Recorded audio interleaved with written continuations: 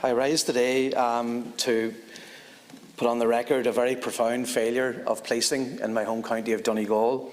It's a very profound failure in policing in Donegal. I want to read it into the record. I've agreed with the victim's family to give this brief account.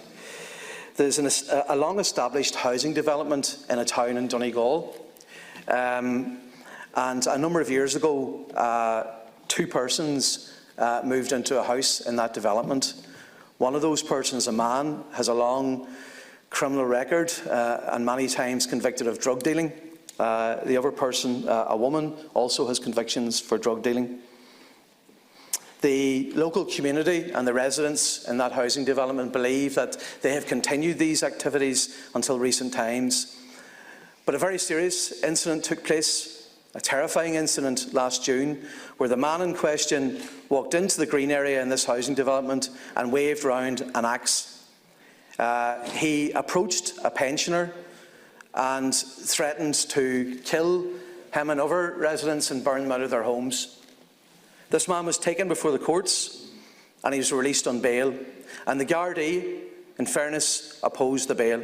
The Gardaí had made arrests before that. But my serious difficulty is this.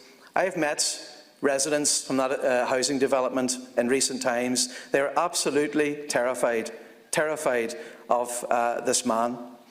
But on Sunday night last, a pensioner was violently assaulted.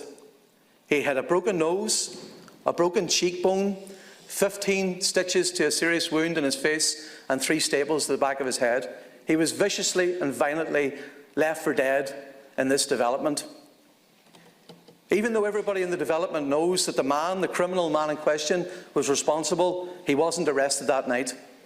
I asked the Gardaí the next day why, and I haven't named any persons here, I asked the Gardaí the next day why that person was not arrested, and what was said was that there wasn't enough evidence. I can tell you now that the family of the victim, thankfully, has CCTV footage that have captured this violent assault. And as we speak right now, this has to be read into the record because can I just of course, yes, admonish you for a minute that sometimes by quoting particular areas and particular incidents, that man can be identified. Now, as far as I know, he hasn't been convicted of anything yet, so be very careful because this actually could work in his favour in the court of law. Well, all I can say to you is I have seen video evidence, incontrovertible evidence, but I accept your guidance, of course, Cathaoirleach. But I'll wrap up with this, and I thought long and hard before I decided to read this into the record today.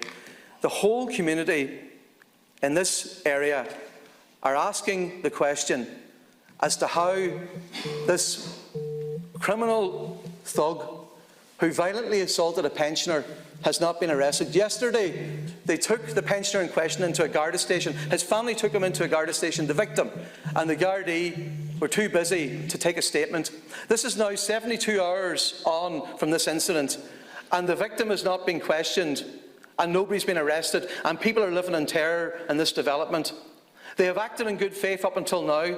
They have put their trust in the Gardaí, and the Gardaí at times had their back, but on this occasion, because this chamber, if anything, has to be a place where we can speak truth and tell what is happening in our community, in our streets. And I take this opportunity, a great reluctance, I thought long and hard. I'm going to get this transcript presented to the Garda Commissioner, Drew Harris, and I'm asking the Garda Commissioner and perhaps the Minister for Justice to urgently review how this was handled from last Sunday through to now, and to speak to this family and the local residents of that development about their experience. And I thank you, Cathaoirleach, for your patience and the opportunity. We should always remember that this